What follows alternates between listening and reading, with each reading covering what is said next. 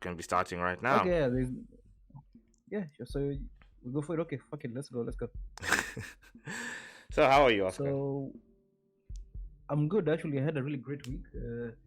Our mutual friend Mindo was staying with me for the past week, and he was staying with me because it's easier for him to move from my house to one of his classrooms than to go from his home to his classroom. So he was with me from Wednesday of last week to yesterday, which was Monday. Yeah, it was a great time. It was a great week. We had a great time. And you know how Mindo loves cooking. So Mindo he doesn't want to have just dinner. He wants to create a meal, and he wants you to enjoy the food he makes. It's a So very it was great. it's a very good hobby, honestly. Cooking Yeah, it, yes, it is. And yeah, it has that. It gives you the opportunity to get really creative. You can make a dish. You can find a recipe online, and the recipe, the food that you make, the dish that you make, will not be 100% like the recipe that you find online, right? It'll be different, and sometimes that'll be for the better, and sometimes it'll be for the worst, right? It'll taste bad, maybe. Maybe you don't have the right ingredients and stuff like that. But the point is that you get to make your own version of the dish. You can add your own twist and your own mix to a lot of things. The way I cook, it's funny. Even something as simple as the way I cook. The way I fry an egg, Oscar, will not be the same way you fry an egg.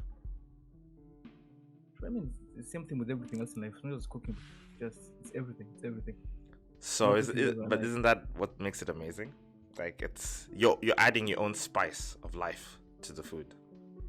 A slice of who you are, actually, not a spice. Maybe a spice of who you are. I see what you're saying. Yeah, I see what you're saying. And But I don't think that's what makes it interesting to us. I think that's just what the way life is. Things go like that with everything, not just cooking, with everything. But I now, don't think that's what makes cooking special. With that open field of creativity, it allows you to explore, right? That's the interesting part. At least I think that's what I find interesting about cooking. Then if you say that about cooking, what about music? What about playing the guitar? What about writing? What about making movies? Man, music. Why would cooking be interesting if this is the metric you're using? I feel like this is the worst metric to describe cooking with. So for cooking, for you, it's all about like, does it taste good or doesn't it taste good? And that's it. Yes. Yeah, okay. Does it taste good and does it satisfy me? That's the only metric that matters. For me, it's not. It's my opinion, Right. Yeah, it's like, does it taste good? Okay, that's good. That's good enough. But just so you know, this is eating. You've now shifted towards. I was talking about cooking, or did you mean cooking and eating? So I don't see. Okay, for me, it's the same thing, because why would you cook if you're not going to eat? You could just be cooking for somebody else. I'm actually literally just talking about the act of cooking, not necessarily eating. Yeah, so for me, the two go together, because I'm not a chef. The only person I think who cooks without eating is a chef, because that's the job, right? Okay. But I wouldn't cook. I wouldn't put cooking and eating separately in my own life. Okay. Yeah. Fair enough. So okay, just for the sake of argument, I'll put the cooking and the eating together. Okay, then I have nothing to say about it then. I have nothing to say about that question. No, because I think every young person who lives by themselves eventually has to learn how to cook something, right? And then they realize when they start out, like many things, when you start something new, you're like, I'm pretty bad at this. I can't cook it like the recipe's telling me to cook it. So what do? You start experimenting. You start trying to do your own things just to make it taste a little bit better, right? And before you know it, you find your own recipes.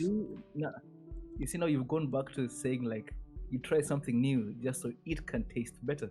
So even you, in your description, you put cooking and eating together. But sometimes taste isn't the only like metric that drives innovation in cooking. Is what I mean. I'm sure, but like, if you're a chef, yes, that's what I'm saying. Like, if you're talking about a chef, I agree with you. But for most other people, it's taste. But even for a chef, why would you cook bad food? Well, once you reach a certain point of like tastiness, have you ever ate like two good dishes together? What do you mean?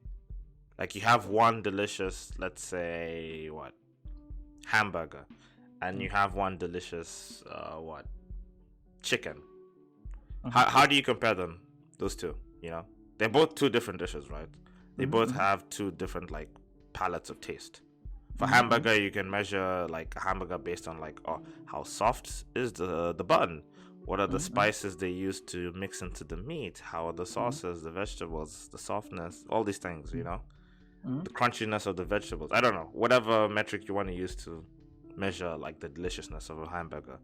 And then on this side you have the chicken. Is it crispy? Is it Mm-hmm. well is it been well marinated, you know? All these other things. So it's like when it comes down to it, Mm-hmm. would you just if you were eating the chicken and you were eating the hamburger, for you Mm-hmm. does it like all of that stuff doesn't matter? All of those characteristics of the food don't matter? For you it's like does it taste good? Yes, it's like all of those things coalesce into either good or bad. You know, you have a soggy hamburger. The sogginess is what makes it bad. Right? So that's why it's now a bad hamburger. So it's not about, yeah. I'm not really thinking about the individual aspects of the burger.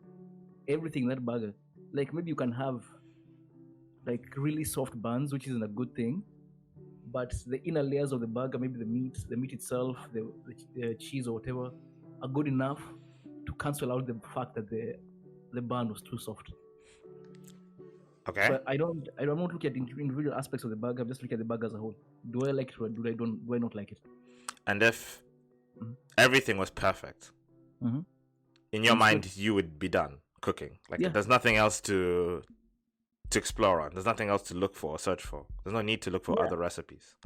Like that's what I'm saying. Like now, for me, yes, because I'm not a chef. I'm not trying to be a chef. I'm just trying to eat my dinner. Okay. Okay. Yeah. Okay.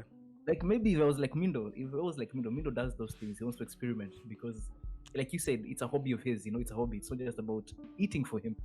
But for me, it's only about eating. Otherwise, I wouldn't be cooking. It's funny that you bring up music because I feel like cooking is similar to music in the sense that you can create Mm-hmm. one amazing piece of music, let's say a song, a Mm-hmm. guitar song, Mm-hmm. but that doesn't mean that you're done, right? You still have all these other things that you'd like to write and explore, right? So Mm-hmm. there's Mm-hmm. much more of yourself that there's much more of your imagination that you can draw out. And Mm. that's the exploration part. And Okay, that's why, so you're yeah, getting it. I see what you're getting yeah, yeah. at. Okay. But like what you're saying, it applies to all art, actually. Mm-hmm. All fields that allow you to explore your creativity. Yeah, yeah. And for you, what is that, Oscar? For me, I would say it's writing. It's writing. That's the only place where I explore my creativity. What do you write It's not even about? okay. Writing isn't for me. It's not even about exploring creativity. It's just about uh, expressing a part of myself that I wouldn't speak out. You know, there's some things that I write that I will not be willing to talk about these things with most people. Isn't that isn't that fascinating that you're willing to write about the deeper, darker corners of your mind, but you're not willing to talk about it? Yeah, it's interesting. I guess it's because we live in a world where people, well, of course, everyone wants to be happy. We can agree that, right? But I believe that the way people live right now is they try to create a sense of happiness by hiding or like stocking away the bad things in existence. Like you put them in a box and lock them away. And the only way I'll be happy is if I don't see those things. But I feel that happiness only comes by looking at that shit and being able to understand why that shit is there and overcoming that negativity. That's where you find true happiness or joy. So when But you we live in a when world like, mhm. uh-huh. Go on. When you initially said that you're putting all of this shit, that dark stuff in the box, Uh-huh. you're unaware of what you're doing as a person, or your consciousness is unaware. Yeah, I mean, I don't know about everyone, but I can say that when someone asks me, Oscar, you okay? And I know I'm not okay, and I say, yeah, I'm good. I say, yeah, I'm good because maybe I feel like this person might not be able to understand what I'm going through, or I feel like maybe I don't burden them with my problems, or maybe I feel just embarrassed about talking about my problems, you know? So So yes, it's not like I am conscious of hiding those things. I'm conscious of hiding it. you're always conscious of hiding it. Most of the time, yes. At least when someone asks me such an obvious question, "How are you doing?" In that situation, I know exactly why I'm hiding it. So all those times I ask you if you're doing okay, you're hiding it Hmm. consciously. Yeah, definitely, definitely. I mean, most of the time, if you ask me, I mean, like you can know when someone isn't good, right? I mean, if we're face to face, you can Yeah, spend time with someone and just they're not good. When you ask them, "Are you good?" and they right. say, "Yeah, I'm fine, I'm fine." You know they're not fine, Mm-hmm. but you don't want to. It's kind of weird to push them, like, "Nah, just tell me, just tell me, just tell me." It's like, okay, cool. When he or she feels like talking, they'll talk. But more often than not, no, they don't talk. They never talk about it, and it eats them up. And that's why I feel like art is a thing in the world, because these things that eat us up, they need to find a way to be released, and it's art or it's drugs. So the question It's like, is, uh-huh, uh-huh. why why do we hide those things then if they eat us up and erode us from the It's shame. inside? I think it's shame. We have too many expectations of each other, Of each and I other think or of ourselves? no, of each other. Like, think about, like, there are burdens imposed on you by your parents in society growing up, right? And whenever you fall short of those expectations, Give me an example of those burdens. for instance, you need to, as a boy, you need to behave a certain way. You need to grow up into a strong, responsible man. You need to, have kids and a wife by this age. You need to have this kind of job. All those things. I mean, it depends on the society you're in. Like, for instance, like, imagine being gay in Kenya. Growing up gay in Kenya, and you're gay, but you can't express that part of yourself because they might kill you. So I don't know. It's Yeah. fucked up. So you're Yeah. hiding that shit on the inside. So where does this darkness go? Do you turn to drugs or do you turn to art? Just to elaborate, Because for it's people who important for don't someone. know, being Mhm. gay in Kenya is a big no-no. So I think it is illegal. Actually, it's illegal. it's still technically illegal, but we don't really Yeah. enforce it like Uganda does. We're Mombasa, they don't enforce it, right? I think the only places that do enforce it are the rural areas. In the urban areas, you can pretty much be gay, and if you keep to yourself, you can get away with it. No one cares really. Yeah, yeah, yeah. Sorry, so Yeah. continue. So I'm saying with such things. Okay, wait, hold on. Listen to this. Listen to this. Back to the LGBT thing in Kenya, right? Hmm. Sodomy is a felony per section 162 of the Kenyan Penal Code, punishable by 14 years imprisonment. Lashes? Are there any lashes too? Wait, let me see. Wait, so any sexual practices between males are a felony, punishable by 5 years imprisonment. So this is weird. This is weird. So sodomy, which is basically Hey, fucking no. someone in the ass, Yeah. it's 14 years. But any sexual practice between males, especially males, is punishable by 5 years. So, like, kissing, what do they mean by this? A hand job? So did they forget that heterosexual couples also do anal sex? They forgot about Yeah, that part. yeah, yeah. No, no, no. uh, Wait, so listen to this. Uh, this is hilarious. Lesbians, bisexual women, and transgender persons are not even recognized in the Kenyan constitution. lesbians aren't. That's Yeah, yeah, this is weird, right? that's very weird. Yeah. I think our society, okay, I can't talk much about our tribal roots because, to be honest, I don't know that much about it. But there's many stories of like women being able to form like romantic bonds, and no one really they weren't they weren't considered serious or something to be like. Oh. They weren't considered like the model of what a romantic relationship should look like, but they Mm. weren't frowned upon too. Does that Yeah, make I don't know enough. sense? I know what you mean. I don't know enough about this to say anything. I think I think okay, I'm not sure about gay like homosexual men, but I know Mm-hmm. women in a lot of places in Africa, like Mm. it wasn't like criminally offensive. It wasn't like a taboo in the society as large, you know. Mm. Oh, But wait, this but is listen but to this this. is a long time ago. I'm not talking about something Actually, like that thing you're talking about, I found it right now on Wikipedia. It says female same-sex marriage is practiced among the Gikuyu, Nandi, Kamba, Kipsigis, and to a Yeah, lesser extent, neighboring peoples. I've never heard about this before. you didn't. Where Yeah. did I hear this from? I heard it from a friend, and I remember reading about it. This was like 3 years ago. But just remember thinking, hey, women can have romantic relationships. Like in our old tribal history, that was like a thing, and no one used to do anything. Well, listen to this. So, approximately 5 to 10% of women in those tribes are in such marriages. However, this is not seen as homosexual, but is instead a way for families without sons to keep the inheritance within the family. Huh. Oh, so there was Huh. a social value to it. It wasn't just purely like out of our own personal desires, you know. Okay. Yeah. Oh, this is interesting. And from a What biological are we talking about? standpoint, I guess it makes sense, right? Mm-hmm.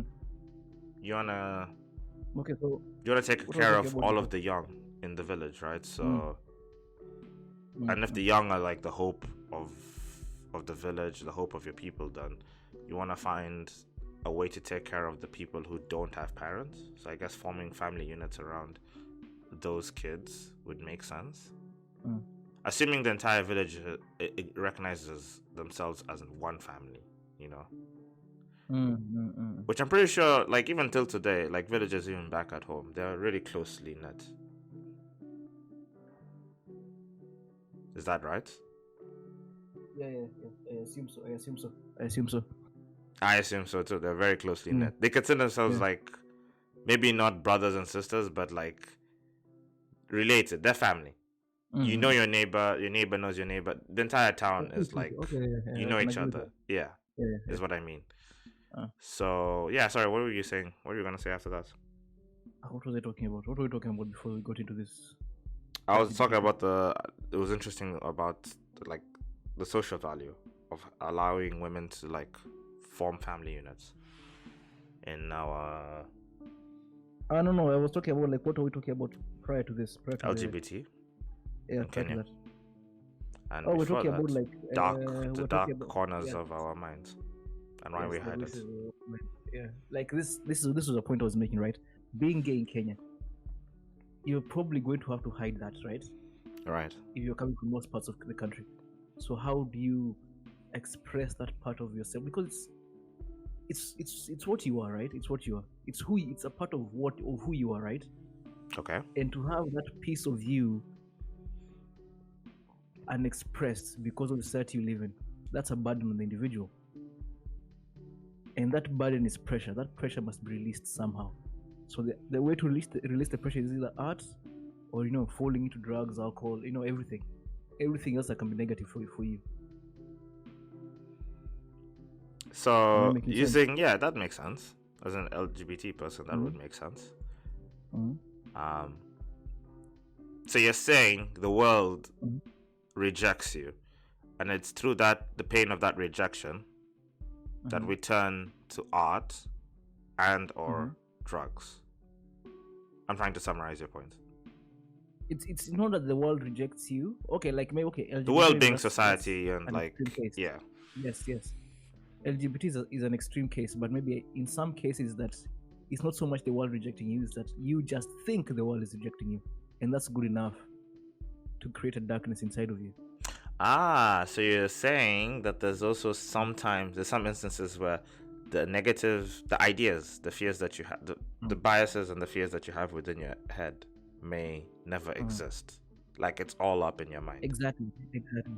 Yeah, I mean, like how many times do you, like we've talked about it before, when you go to bed and just when you're about to sleep, you start having those negative thoughts, and you start, instead of like saying fuck it, let me shut down these thoughts, you keep replaying the same thoughts over and over and over again. Now you can't even sleep anymore. There's so many times I wake up in the morning and I'm like, I don't want to go teach that class because that class is going to end up being bad, and I create so many scenarios in which a certain class could go bad. And it's funny because it's negativity bias, right? Because I could have one class that has gone right 80-90% of the time, right? But my mind will fixate on that one time something did go wrong, and then it'll like hound in on that. It'll like tunnel vision on that and go like, what happens if it happens again and again and again and again? You're gonna get kicked out. They're gonna tell you to leave, stuff like that, you know. Yeah. And that's how the fear gets created. You know, it doesn't even start out as fear. Maybe it starts out as like anxiety or something, and then it like grows into a bigger monster. And then once it's like a big enough fear, that fear might become a phobia, and before you know it, you don't want to leave the house. True. I definitely see that. So Agoraphobia, huh? yeah, that's how phobias are formed, right?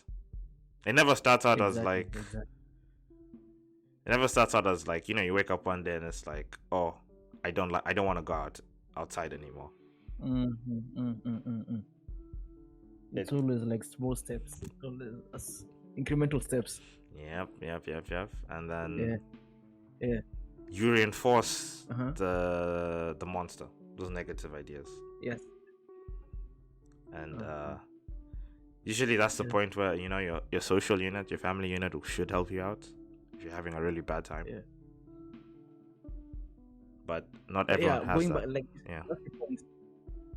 what if you do have a family unit, right? And they can't help you, but the reason why you're not getting any help is because you're just too embarrassed to talk about the problem you're having. So no one knows you're having this problem. Or if people might know you have a problem, but no one knows what their problem is. The thirsty man in the desert. The thirsty man in the desert is too embarrassed to admit that his well is dry and ask for water. Exactly. That's the way. Right? So it's like, yeah. I mean, think about it. You just die. How many people do you know? Exactly. How many alcoholics do you know? Or have you heard of who will admit the alcoholics when it's obvious to everyone? You on this podcast like 2 episodes ago? I mean, I did admit there's a problem. No, that was a joke. That was a joke. But still, like, we know this, right? Yes. We do know this. Yeah. You can have a problem and not be willing to admit that the problem is real, even though it's obvious to everyone else. Man, I'm pretty sure everyone does that almost every day with one problem or another. And that's why everyone has to find a way to express themselves, or that problem is going to become a monster. That tiny problem turn into a monster. And what happens when those monsters aren't taken care of? Where do you end up? Man, the monster destroys everything. Your life and the lives of the people around you, right? Because the monster it's hungry and it needs to eat. The monster must be fed, right? Right. Yeah. And like the thing with being like an alcoholic doesn't drink because it's a social situation.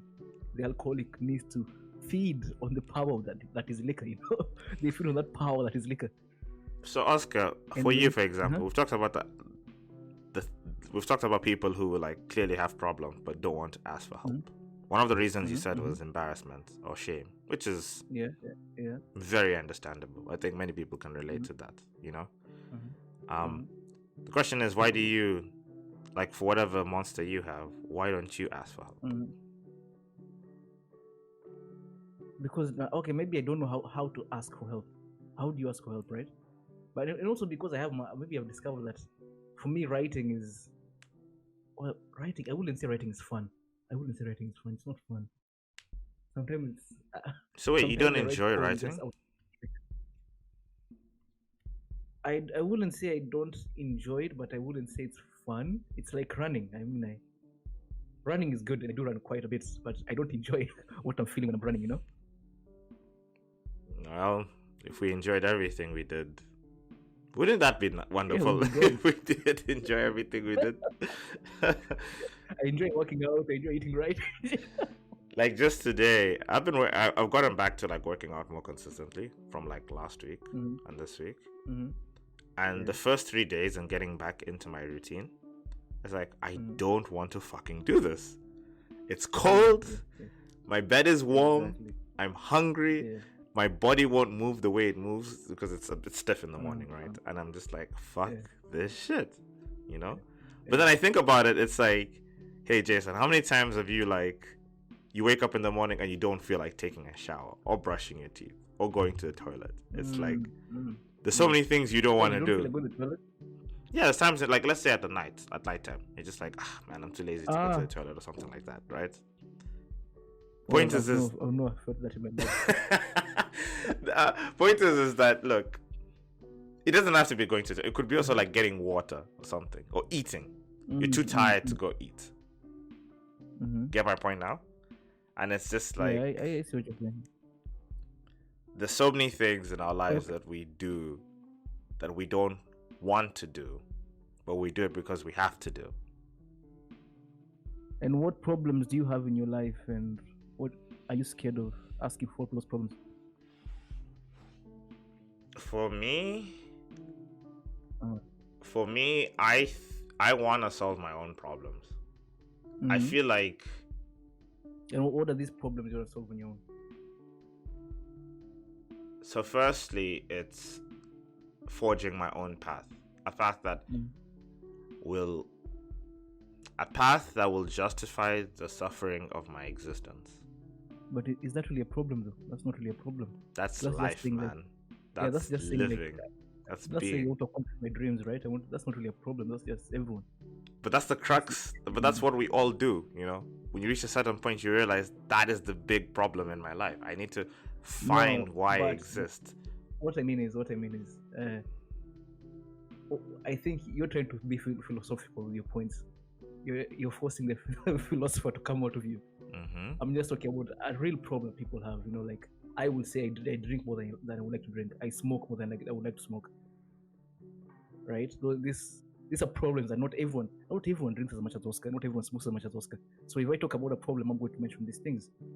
So if No, we're talking but about just okay. basic problems I'll that simplify any it. individual might have. The anxiety of being. Mm. It's funny because a quarter life crisis is a thing. Did you know that was a thing? I've heard the phrase before. Quarter life That's what crisis. I- Let me just bring that up real quick. So, a quarter life crisis, it would apply to people like me and you, right? And it's stuff that we've seen, like, you know, coming of age stories, where like you have a teenager or a young adult who's kind of like aimless. And then, you know, the idea is that they have to encounter a few obstacles, and they sort of like they enter the action of becoming who they're really supposed to be. And then by the end of the story, they're basically like, you know, an adult. So they come in the beginning of the story, they come in half baked or half an adult, and then the end of the story they come out an adult. Somebody who can stand on their own, somebody who would like who would make like a pillar, like a reliable pillar in society, if that makes sense. But the point is, okay, so quarter life crisis, it's just the anxiety over the direction and or quality of one's life. Yeah, And but you know, like it's I see usually experienced between I see- people in their 20s. I see what you're saying, but it's like these are just fancy words to describe what every human being who has ever lived has felt. But I think there's a specific Like, no, period where people face this. Yeah, because but no, I agree with you. I agree with you. But I think if we start looking at psychological terminology using like big fancy scientific words, we're just saying things that we know everyone is dealing with. I know what you're special saying. thing. I So, like- actually know what you're saying, because I'm going to lead it back. Yeah. I'm using this, and I'm working from a big to I'm working down slowly. Is what I want to do. The point is that Okay, go. so having a quarter life crisis, I've been drinking a lot more, or at least I think I'm going through a quarter life crisis, and I think it's been happening for the past like 2-3 years, and it has created a sort of uneasiness when it comes to making decisions in my life. So what do I do instead? I tend to draw them out for as long as possible, sometimes. Okay. And other times it's just like, maybe I'm too afraid. I'm letting the fear hold me back to actually make decisions, right? And that kind of like reluctantness to like make decisions is fine when you're young, but as you grow older, you're gonna have to, like, as Jordan Peterson would say, you have to make your own sacrifice eventually, right? Because if you don't, somebody will make the sacrifice for you. If that makes sense. Yeah. And I agree. leads me, I've been drinking more. Mhm. Porn. Oh my god, porn is a whole other issue. What else? But as much as there have been, like, mentally, there's been what? Let's just say there's been rough seas. It's also given me, like, more clarity in other sections of my life. It's given me, like, it's made me think. It's forced, like, self-reflection upon myself, which is funny because also coronavirus helps with that too. Yeah. That's really interesting, right? That we gained a lot during the corona time, right? Yeah. You and I feel like we gained so much in that time.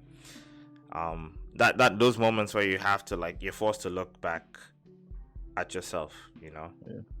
You being locked up in your house, you have to live with what you've done in that house, right? No, but If for example, if you haven't cleaned up your house, right? Now you have to. It's easy to not clean up your house if you're going to work every day, right?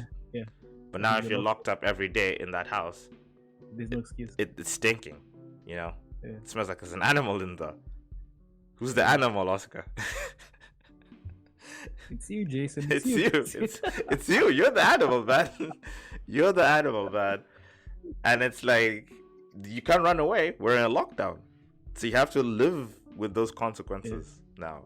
You have to face them. There's no running away from the dragon anymore. The beast. Yeah, I agree with that. Um, Yeah, so you want to solve these problems all on your own, or rather you found a way to solve them on your own? I would have asked for help if I really felt like they were too overwhelming. I've been seeing progress. That's the part that makes me really hopeful. I've become more. I feel like I've become more of an optimist over time. Considering how I was at, like, 20 or something, and with those, like, little changes and growing every single day, I do feel like I'll be fine. I'll be fine, and that's why I haven't really asked for help. And also, I've realized that everyone is dealing with their own shit too. Does that too, I mean, everyone is dealing with their own things, but I'm being a bit too optimistic here, but if everyone to come together, wouldn't we solve our problems much faster? Like this past week when Mindo was here, like when Mindo was cooking, it wasn't just Mindo cooking. He will ask me to chop this thing while he's doing something. Like when he's, like, making the food, I'll be washing some of the dishes already used. When on Sunday we're cleaning the house, and he will vacuum and I will follow him with the wet wipes and clean the floors. And what will take me like 1 hour to clean my house, like a deep clean of my house, will take me 1 hour. We finish in like 20 minutes or 15 minutes. It was a problem that we were able to solve much faster because we came together. And don't you think it would be the same if we help each other out with our underlying emotional or psychological issues? Because no matter what you feel, issues, what problems you might have now, I mean, like, what problem you might have right now, like you're saying, like you have your quarter life crisis. I mean, like, you're not the first person to be there, Shit. You won't be the last. So I'm sure, like, there's someone you can talk to who can help you out, like who can help you, like maybe not tell you what you need to do, but give you the right pointers, I think, like what you said, quarter life crisis, as much as it, like, they wanna coin that term, or it's a coin term, it's really just a smaller symptom of a bigger problem, right? It's the same problems that you'll experience throughout all of your life, Exactly. That's what you were saying. Yeah, you're not wrong. Yeah, it's really nothing. Yeah. But yeah, so I mean, like, these problems, everyone does have their own problems. Yeah. Right? And you don't want to burden another individual with your problems, but it's not burdening someone to just talk about your problems, because hey, if I'm willing to talk about mine with you, maybe next time you'll be willing to talk about yours with me. And who knows, maybe that problem you have, I've been through before, and I can help you out, right? I definitely do agree with what you're saying. Mm. Coming together will solve almost all of our problems with just a specific few that, you know, because of the individual, like the individual, where he grew up, what he's been through, you won't be able to experience because you haven't had those experiences. You probably won't help him. You won't be able to help him. Yeah. Like when you, I don't know. Now that I don't know, that would be a touchy subject for you probably. But like when you and Yumiko were trying to have your first child, you were going through that experience, right? As a friend, if you tell me when you tell me about that, I can't help you. All I can do but now is here's like, the thing, right? yeah, Like, you're not the one to help me, right? But you know what happened that time was really interesting is that when I talk to people, like some of my older friends or even people back home, I got the response, oh, that happened to my wife too, or that happened to me too. People, I didn't know that happened to them, you know. But when it happened to Yumiko and I, like all these people came out of the woodwork, like, oh fuck, it happened to us too, it happened to us too. And like those were the first people to understand what we were going through, you know. it's funny how it just brings up, like, yeah, sorry, if we didn't talk about it, if we didn't tell anyone, we wouldn't know there's someone else went through that, you know. We wouldn't know anyone personally went through that. And the fact that we hadn't gone through that before, of course, they were not willing to talk to us about that thing, right? it's only by you coming out that you got the help that you needed. Exactly. Yeah. Okay. Yeah. That's actually very interesting. Mm. This leads to another point that, you know, people just assume that a man and a woman can get together and from there on everything's dandy. They'll be able to make kids instantly, you know. And it's like, you know, just because your parents are able to have like 10 kids, or you know, you have people around the world that can have like 10 kids, doesn't mean that you can have 10 kids. But True. every kid's a blessing. Isn't there like a quote like that? A miracle. I don't know, something like that. And going back to what you're saying, no, you are right. That's why I guess in the end, talking, you just gotta start with talking at the very least. True. Exactly. You have to open your mouth. You gotta talk about it, man. There's no other way. Like, you just have to talk about it. Even when like you're telling me things that I don't understand, in one way or another, it's still helping you, even though I don't understand it. Yeah, right? Exactly. Just having like somebody just there having listen. you know? Yeah. It's still very important. Like, if I don't talk about this, it's just the thoughts are still gonna swirl around my head, you know. And they're doing nothing good in there. They're never doing anything good in there. Like a hurricane. Swirling around, you know. Exactly. Just replaying the same scene over and over again, thinking about, oh, what I would have done, I should have done differently. Oh, but the moment's gone, you know. If you talk it out, maybe the other person will make you realize, okay, you don't have to think about that anymore. It's gone. And you know, the mind does that as a defense mechanism. As funny as that sounds, you know, you play that same situation over and over again, so that you learn from your mistake. At least the mind identifies it as a mistake somewhere. I think your mind identifies the pain and the suffering as a consequence of a mistake. So your mind goes back and tries to find the mistake. And if you don't find the mistake, you're going to keep replaying that in your mind until the mistake is identified, right? But then, here's the thing, life is complicated. There's a famous quote by, do you watch Star Trek? There's a character in Star Trek, his name is Picard. He said, it's possible to do everything in life right and still lose. I messed up the quote. It's possible to do everything right and still lose, but that is not failure. That is life. That's the quote. It makes sense. At the end of the day. Isn't that? You know what I mean? You know what that is? Isn't, but like, if you properly internalize it, it's like, Oscar, you can live the most upright, like heroic, and just be like like a proper man, the most ideal man. You could become Superman, for example, right? Superman in human form. You can save children, Oscar. You can invent technology that will like generations will benefit from, and all these kinds of things, right? You can be like a real good financial support and loving husband to like your wife and your kid and all that. And then at the age of like 30 something, 32, you just get cancer and you get told you have 6 months to live. Yeah, but it's like I'm not seeing how the two go hand in hand, because it's like it's not like the universe is punishing you for anything. It's just things happen. No, but that's the point. People feel like if I live properly right now, I am owed something. I am assuming that's why heaven as a concept was created. Maybe, yeah, maybe. My theory. But the point is that if you do everything right now properly, Oscar, somewhere in your mind you feel like you're owed something.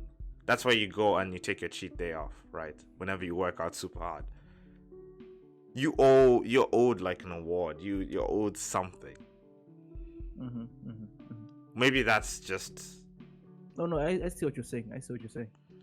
Maybe that's just wrong thinking, right? It's a wrong mentality, but people have this mindset. Yeah, I mean, it's like, yeah, actually you're right. Like, imagining being a good employee and then like you believe you're going to maybe move up the ranks in a certain company, and someone else gets the position. You feel like I was owed that. Exactly. You can do everything right. You could do your work and maybe the work of the person next to you. You can do the manager's work too, and you don't get the promotion. Imagine the bitterness you feel in that moment. Exactly. I see what you're saying. You just want to burn everything down. We've all been there. We've all been there, man. We've all been there. In one situation or another, right? One of the situations, it's like, again, when you do something right, but then it's like, it's not your fault, man. Sometimes it's just not your fault. You don't have to worry about it. Nobody's fault. Things just happen. But that's an answer that a lot of people could not accept. That's why we created God and the devil, right? Nah, man. I know it. I wouldn't accept it. These bad things are happening to you because the devil tempted you. Demons have tempted you. So you must repent. You must be forgiven for your sins and try harder. And then maybe you shall be rewarded. Or God has a plan for you. You have to keep on trying. Yeah. Which I will say now, I'm like... It's not a bad thing to have a God and to have a belief in Yes. So I don't think it's a bad thing. It's not a bad thing. It's not maybe it's even a good thing. Maybe if we didn't have that, most of the people just like resort to a life of debauchery. Wait, what? No, Oscar. Yeah, think of it. There's plenty of civilizations that have been mostly secular and have survived. Like, religion has existed for as long as human civilization. That is true, right? And that's why there's a biological value. There's biological and evolutionary value. Okay, so tell me, for it existing. Tell me, okay, to be fair, because I don't know. Tell me, please name one civilization that had no religion at all. No, that's the thing. That's why I said I went back and said religion has existed. It's always been there, right? I'm just saying. That's why I'm saying like. Huh? So I'm saying like, I think if we didn't have a belief in heaven and hell or paradise and like Hades or whatever you want to call them, some people, not everyone, but some people might resort to a life of debauchery. Like, I'm just gonna do whatever the fuck I want to do. Some people, but that's the thing. The only consequence will be the consequence set forth by your society. Exactly. The consequences won't come from the religion or society. It'll come from the people beside you who want to fucking kill you because you're being overly malevolent. Oh, okay. Let me revamp my statement. I mean that, okay, maybe not debauchery, but some people will be nihilistic if there was no, if everyone were to accept that things just happen. Really, if you truly accept that, the next situation is, then what's the point? Things just happen, then what's the point? So why am I running every day? Why am I trying to make a podcast? Why do I keep writing? Why am I thinking of like starting a business and making money? What's the point? The It thing, doesn't matter. I might get cut. this But if I believe to some degree that okay, there's something good at the end of the journey. There's something good coming. Or maybe, yeah, there's something to be gained by the suffering you go through during the journey. That makes the journey worth it, right?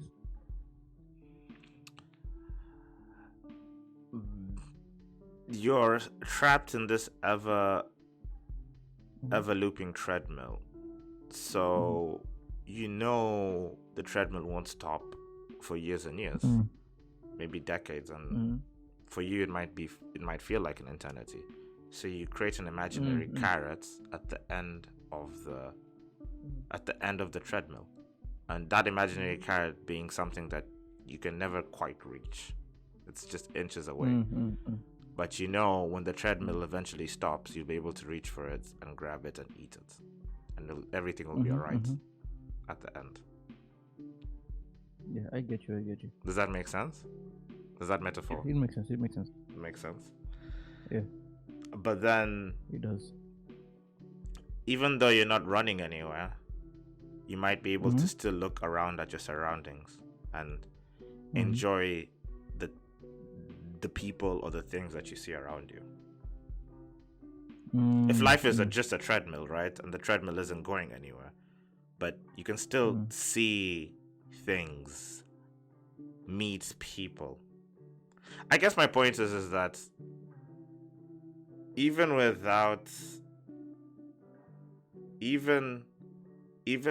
that, like, what, the extrinsic value, the extrinsic like price that you can get at the end of the tunnel, at the end of your life, you can still find things to enjoy in life.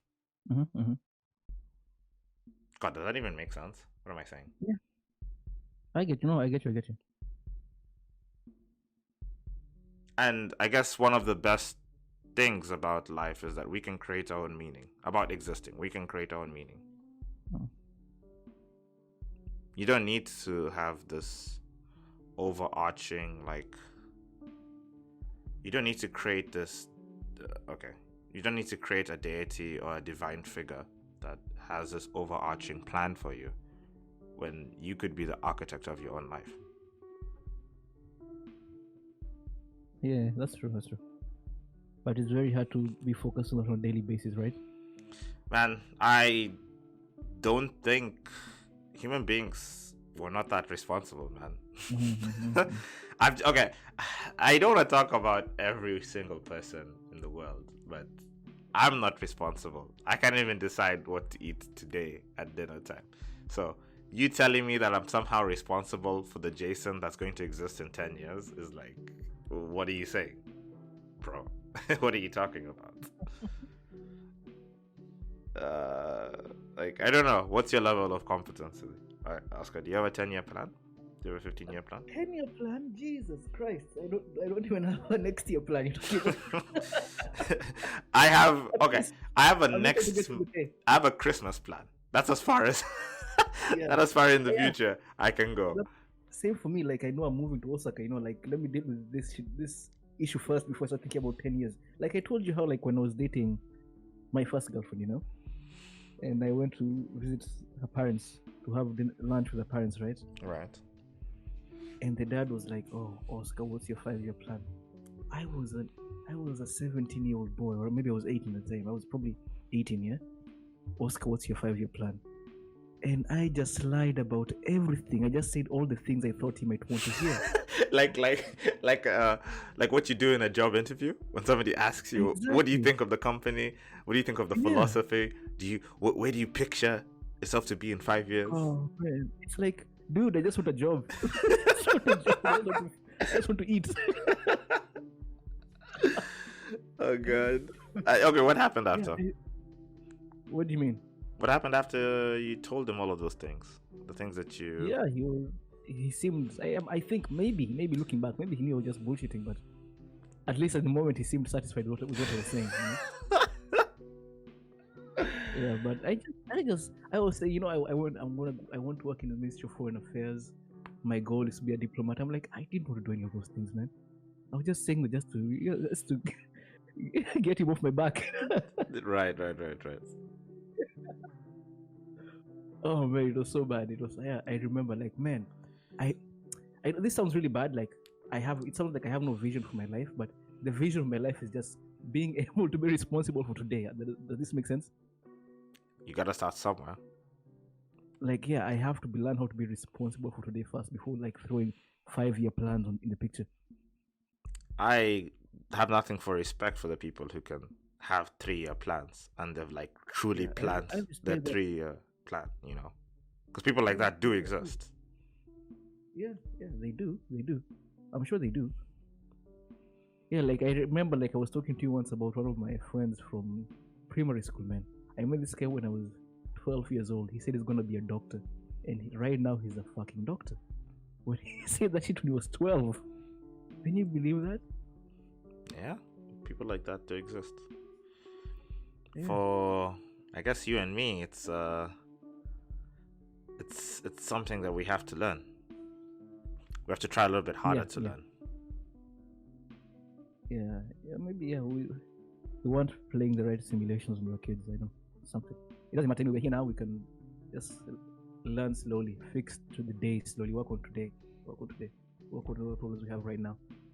And our lives just get more complicated over time, actually. Well, actually, like that, it's hard for me to agree with that because I don't know if my life is getting more complicated. I don't think so. Actually, I think like it just okay, so the level of complicatedness does rise, but then it stops after a while. Like between when you go from like being a kid to being a teenager to being like young adult in university and then working, complexity is going up as responsibility. I don't know if that's true. I would say this because like before Raha was born, I thought, oh, what will life be like when I have a kid in the house constantly, you know? But it's like now looking back, I don't even remember how we used to live before she was born. Like, what were we doing all this free time? You know, what were we doing? I don't remember. But it's like this now feels so normal, like having the kid in the house. Well, not now, but when they were here. Like I almost completely forgot life before she was there. Complexity isn't the right word to use. Let's just say more responsibility. And some people can deal with that responsibility better than others, right? So it depends on how you deal with responsibility. But point is that you get asked a lot of open questions, Oscar, as you grow older, right? Where are you going to be in 5 years, Oscar? What are you going to put up on that wall? And for you to put up on that wall, you need to agree on something. Like for example, you and Yumiko, when you move into like an apartment, what are you going to put on your wall? For you guys to put something on the wall, like a piece of art, you need to agree on what you find to be attractive in art. And for you to find something to be attractive in art, you have to have like a sense of beauty. How do you find that? Yeah, but you know me, you know, like you've been to my apartment. Like I don't have any art in my house. I'm not interested in putting art on my walls. Actually, I don't find them interesting at all. But you get my point, right? Like there's no yes or no answer. There's no like easy answers for these kinds of questions. These are the kinds of questions we get faced a lot in our lives. The easy answer would be like, I don't put up on my wall. I won't put that up on my wall. It's an honest answer because, like, to be fair, I've gone to people's houses who have art on the wall. It does look nice, but I'm just not interested in bringing it in my house. You're hyper focusing on the question when it's just an example. I'll give you another example that relates directly to you. I focus on the question because I remember, like, on Instagram, seeing one of my friends in Kenya, like, they have a lot of art in their house, and they'll keep posting pictures of their house, right? And it does look nice, but I was thinking, like, I don't want to do that. Even if I had the money, I don't think I want to do that. How are you going to raise Raha? This is an example that applies to you directly. How are you going to raise Raha so that she's a responsible citizen in society? I can't tell you how I'm going to raise her. I'm still raising her. I'm still learning, so like I have no perfect answer for that. But that's my point. I'm learning how to get That's still a really good answer, though. Like, that's a really good answer, in my opinion. But the point is that those are like really big, open questions. And there is no like real right or wrong answers, you know? So you need to go out there, like you said, you have to go out there and figure it out. And Okay, yeah, but and that's there my are no point. There's a right lot and of wrong answers, open. but Uh-huh. there are no right and wrong answers, but people do expect certain answers, though. There are people who do expect certain answers to hear certain things from you. Okay. Right? Can you give me an example? The only person who will ask you what's your 5-year plan is someone who already expects you to have a 5-year plan. Like, I wouldn't ask you what's your 5-year plan because I don't have one. I'm asking about that. You know, I wouldn't ask you like, hey, Jason, what kind of father do you want to be? I don't know what kind of father I am. I'm still learning. Why would I ask you that kind of question? The only person who will ask you such a question is someone who expects a certain answer or expects you to have an answer ready at the very least. Or maybe they're just trying to see what's there. Yeah, but how many people do you ask that question though? What's your 5-year plan? No, me personally, I don't care. I don't care what you do, so it's fine. Exactly. But who has ever asked you that question? Who? Who asked? Who was the last one? Has anyone ever asked you that question before? My mom, maybe my Exactly, dad. because she expects you. Yeah, they expect you to have that answer ready. Not because they want to force things down your throat, but just, of course, your parents expect you to have that answer ready. Yeah, in interviews, in one, maybe not that specific Yes. question, like what you're going to do No. in 5 years, Yeah. but the point is that kind of question. I've never had that question in an interview. I've never gotten that question. Really? I got that question Never. joining our company.